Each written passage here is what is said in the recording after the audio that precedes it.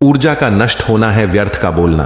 जानिए चुप रहने के कितने हैं फायदे, पावर ऑफ साइलेंस। नमस्कार दोस्तों, अनुभव इंस्पायर्ड यूट्यूब चैनल पर आपका दिल से स्वागत है। दोस्तों, इंसान के सभी के दुखों का कारण बोलना ही है, क्योंकि आवश्यकता से अधिक बोलना ही दुखों का कारण बनता है। इसलिए कम बोले, सटीक बोले, मधुर बोले और सबसे जरूरी जितनी आवश्यकता हो उतना ही बोले। वाणी या बोलना ही नहीं बल्कि मौन में भी शक्ति होती है। यही कारण है कि धर्मों में मौन को बहुत महत्व दिया गया है।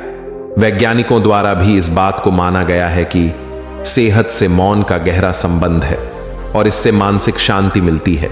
मौन से विचारों में एकाग्रता आती है और रचनात्मकता बढ़ती है।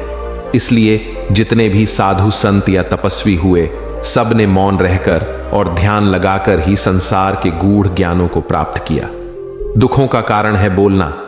हमारे जीवन में एक नहीं बल्कि बहुत सारे दुखों का कारण बोलना ही है, क्योंकि हमारी समस्या यही है कि हम चुप नहीं रह सकते। हमेशा कुछ ना कुछ बोलते ही रहते हैं और आपके बोलने के कारण ही आधे से ज्यादा दुख निर्मित होते हैं। परिवार में कलह क्लेश का कारण भी हमारा बोलना ही होता है। आप जितनी भूख उतना भोजन खाते हैं, जितनी जरूरत उतना कार्य करते हैं। लेकिन क्या आपने इस बारे में कभी सोचा है कि आप कितना बोलते हैं? क्या आप उतना ही बोलते हैं जितनी आवश्यकता है, या अनावश्यक ही सारे दिन बोलते हैं? इस बारे में कभी अकेले बैठकर जरूर सोचिए कि आज आपने दिन भर में कितना बोला, क्या बोला और सबसे जरूर कि क्यों बोला। इनमें से कितनी बातें जरूरी थीं और कितनी अनावश्यक। सुनने सुनाने के माहौल से निकलें बाहर। मनुष्य की प्रवृत्ति ऐसी है कि वह अपने मन में चल रही बातों को दूसरों को सुनाना चाहता है और दूसरा भी आपके साथ ठीक वही काम करता है। ये बातें किसी अन्य या तीसरे व्यक्ति से संबंधित हो तो सुनने सुनाने का काम और भी दिलचस्पी से होता है। आप फिर जब कभी भी बैठते हैं तो इन्हीं बातों को फिर से दोहराया जाएगा और फिर से इन्हीं बातों पर विचार करेंगे। ये सुनने सुनाने का माहौल जीवन भर चलता रहता है और इस तरह से आप खो देते हैं अपना समय, अपना जीवन, अपनी सोच समझ और वो कीमती पल जिसमें जिया जा सकता है और जिसमें आनंद प्राप्त किया जा सकता है। इसलिए इस सुनने सुनाने के माहौल से बाहर निकलें। क्या है मौन की शक्ति? जब तक हम बाहर की ओर बोलते रहेंगे, हमारे भीतर अशांति रहेगी। जिस दिन हम मन से चुप हो जाएंगे तो तब बाहर हमारे मुख से कुछ भी निकले, हम शांत ही रहेंगे। दुनिया में जितनी बुराइयां हैं, परिवार में क्लेश हैं, पति पत्नी में विवाद है, सब बोलने के कारण ही होते हैं। हम चुप रहना नहीं चाहते हैं, हमेशा सुना देना चाहते हैं, लेकिन व्यर्थ का बोलना ऊर्जा का नष्ट होना है।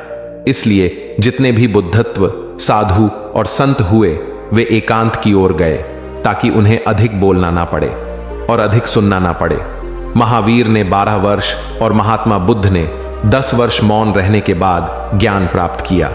महर्षि रमण और चाणक्य भी मौन के उपासक थे, लेकिन आप इस संसार में रहकर भी एकांत रह सकते हैं।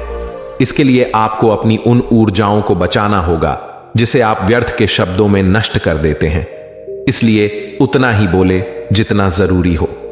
चुप रहना एक ऐसी शक्ति है जो हमें किसी भी बात को गहराई से समझने की और काम करने की ऊर्जा देती है। चुप रहने से हमारा माइंड ज्यादा काम करने लगता है और हम ठीक समय पर सही निर्णय लेने में सक्षम होते हैं। यह हमारी आत्मिक शक्ति का मुख्य स्रोत है, जो आज कल के समय में हमारे लिए बहुत ही मुश्किल है।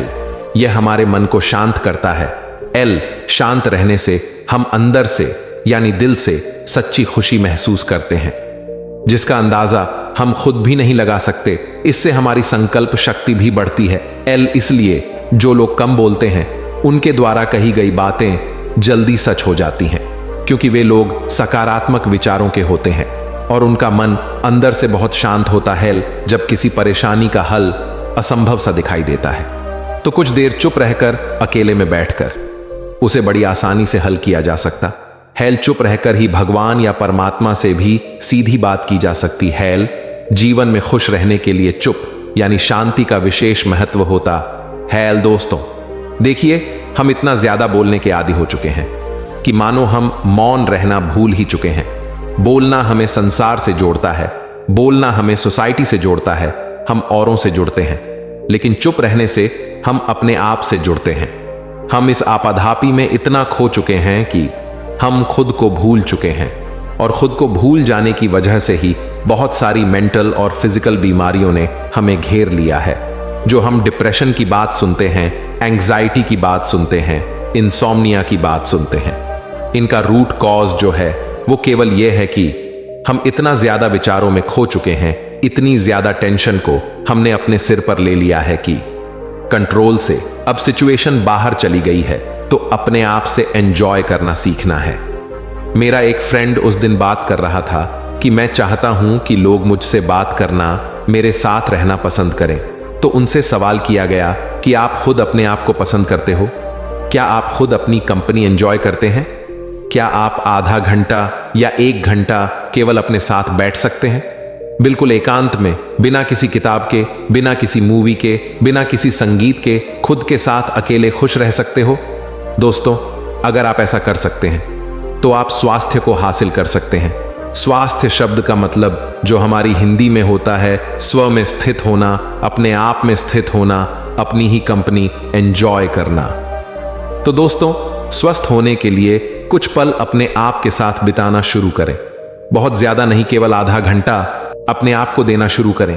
कुछ समय साइलेंस में बैठ जाए। साइलेंस में अपने विचारों के, जो अपने मन के अंदर विचार चल रहे हैं, उनके एक दृष्टा बनकर, साक्षी बनकर, यानी अपने अंदर जो विचार चल रहे हैं उनसे हम छुटकारा पा सकें कुछ समय के लिए, और अपने आप के साथ एंजॉय कर सकें। केवल अपने आप के साथ चुप बैठना, मौन हो जाना। हम बाहरी रूप से तो कई बार बोलना बंद कर भी देते हैं, लेकिन अंदर हमारे तब भी बोलना जारी रहता है। तो बाहरी रूप से बोलना थोड़ा बंद करना है, और खुद के अंदर से भी बोलना बंद करना है। तो बाहर से तो मौन कर लिया, हमने जुबान बंद कर ली, आंखें बंद कर ली, अपने आप को ही बैठे देख रहे हैं। अंदर हमारे माइंड की जो स्क्रीन है, इस पर जो हमारे विचार हैं रिफ्लेक्ट होते हैं। एक विचार जाता है, कुछ देर के लिए फोटो सामने रहती है, कुछ शब्द सामने आते हैं, हमने किसी को कुछ कहा और थोड़ी देर बाद वो गायब हो जाते हैं। आप एक साइलेंट विटनेस बनकर उन्हें देखते रहे, जैसे आपका इनसे कोई वास्ता नहीं है, कोई लेना देना नहीं है। थोड़े ही समय बाद आप देखेंगे कि विचार गायब होने शुरू हो गए हैं, और इसी प्रकार एक साइलेंट विटनेस बनकर आप कुछ देर देखते रहे तो एक ऐसी अवस्था आती है जिसे कहते हैं बिल्कुल विचार शून्य अवस्था। और यह अवस्था इतनी आनंदमय होती है, आनंद की अवस्था प्राप्त होनी शुरू हो जाती है। थोड़ा समय लगता है इस चीज की प्रैक्टिस करने में, रोज आधा घंटा, 20 मिनट, 15 मिनट हम शुरुआत करके देखें। दोस्तों, एक बार आप अपनी कंपनी एंजॉय करना शुरू कर देंगे, यकीन माने लोग भी आपकी कंपनी एंजॉय करना शुरू कर देंगे। केवल बैठने मात्र से आप कुछ नहीं भी बोलेंगे, तब भी लोगों को आनंद आएगा, खुशी मिलेगी केवल आपके पास बैठने से। यकीन मानिए, उपवास शब्द हम कहते हैं ना, उपवास रखा है, आज मैंने व्रत रखा है। उप का मतलब नजदीक और वास का मतलब बैठना, अपने ही नजदीक बैठना, अपने ही आप के पास बैठना। और अपने आप से जरूरी इस संसार में तो और कुछ नहीं है ना। आप खुद अपने ही आप को जब एंजॉय करना शुरू करेंगे तो लोग भी आपके पास बैठना एंजॉय कर सकेंगे। इससे दोस्तों बहुत सारी मेंटल और फिजिकल डिजीजेस से छुटकारा मिल जाएगा अगर हम अपने आप के पास बैठना शुरू कर दें। देखिए, नेचर भी हमें यही सिखाती है, साइलेंस। सूरज चमक रहा है, चांद सितारे चमक रहे हैं, धरती अपने स्थान पर टिकी हुई है। यह नेचर ही तो पल पल साइलेंट है, सब कुछ करती है लेकिन विटनेस रहती है, जस्ट विटनेस। कभी सूरज यह कहकर जतलाता नहीं कि देखो मैंने तुम्हें हीट दी, मैंने तुम्हें एनर्जी दी, मैंने तुम्हें रोशनी दी, मेरी वजह से तुम्हारा जीवन है, मैं ना रहूं तो तुम मर जाओगे। यह सूरज कभी नहीं कहता। हम लोग बोलते रहते हैं, देखो मैंने तुम्हारे लिए ऐसा किया, मैंने तुम्हारे लिए वैसा किया। इस तरह से हम जतलाते रहते हैं, पर कुदरत कभी नहीं जतलाती। नेचर से हम यही चीज सीखते हैं, हम भी इसी साइलेंस में जाने की कोशिश करते हैं। देखो, रात को हम नींद में क्या करते हैं, नींद भी एक ऐसी अवस्था है जहां पर हम सब कुछ छोड़ देते हैं और साइलेंस में उतर जाते हैं। अगर रात को भी आपके दिमाग में बहुत सारे विचार चल रहे हों, कोई टेंशन दिमाग में हो, तो आप देखते हैं कि नींद आनी मुश्किल हो जाती है, नींद नहीं आती। इंसोम्निया जैसी जो अवस्था आती है, अनिद्रा की बीमारी जिसे कहते हैं, रात को नींद ना आना, उसका रूट कॉज यही है कि इतने ज्यादा विचार चल रहे हैं कि वो नींद के आने में बाधा डाल रहे हैं। ध्यान और नींद में बहुत थोड़ा सा फर्क है। नींद जो है उसमें अपनी कॉन्शियसनेस को, अपने आप को हम भूल जाते हैं पूरी तरह से, और तब कुदरत की ऊर्जा हमारे अंदर उतरनी शुरू होती है। लेकिन ध्यान में हम कॉन्शियसली अपने विचारों के दृष्टा बन जाते हैं, अपने विचारों को शांत करके बैठ जाते हैं, और उसके बाद कुदरत की ताकत हमारे अंदर आना शुरू कर देती है। आप देखिए, रात की हमारे 6 घंटे की जो नींद है, उसके कारण हमारे दिन के जो 15, 16, 17 घंटे हम कितना एनर्जेटिक फील करते हैं, और बाकी के समय में हम अपनी सांसारिक कार्यवाही कर सकते हैं। इसी प्रकार अगर हम थोड़ा समय अपने आप के साथ एंजॉय करना, मतलब अपने ध्यान में एंजॉय करना शुरू कर दें, जो कि कॉन्शियसली हम बैठें और कॉन्शियसली हम अपने विचारों को शांत कर पाएं, तो यह एक ऐसी पावरफुल स्टेट होगी जिसको नॉर्मली आप नींद में आप एंजॉय करते हो। नींद में आपको जितनी एनर्जी मिलती है, इस ध्यान से आपको कई गुना ज्यादा एनर्जी प्राप्त होगी, और उसके बाद एक बार एनर्जी आपको वो मिली, इसके बाद आपके संकल्प में एक शक्ति आनी शुरू हो जाती है, एक पावर आनी शुरू हो जाती है। द पावर ऑफ साइलेंस, मौन की ताकत आपको बहुत ताकत देती है, बहुत ज्यादा। तो दोस्तों, इसके लिए थोड़ी देर चुप रहने की प्रैक्टिस करनी है। कभी कभी दिन को भी इस प्रैक्टिस को बना के देखिए, जब आपके पास टाइम हो, सफर कर रहे हैं, जरूरी तो नहीं हर टाइम सोचते ही रहें। कुछ टाइम थॉटलेस स्टेट को पाने की कोशिश करें, यानी केवल अपने विचारों के साक्षी बन जाएं, दृष्टा बन जाए। उन विचारों से आपका कोई लेना देना नहीं है। विचार आ रहे हैं, जा रहे हैं, इस तरह आना जाना लगा रहता है, लेकिन आप केवल उनके दृष्टा बनते हो, देखते रहते हो, उनसे आपका कोई वास्ता नहीं है।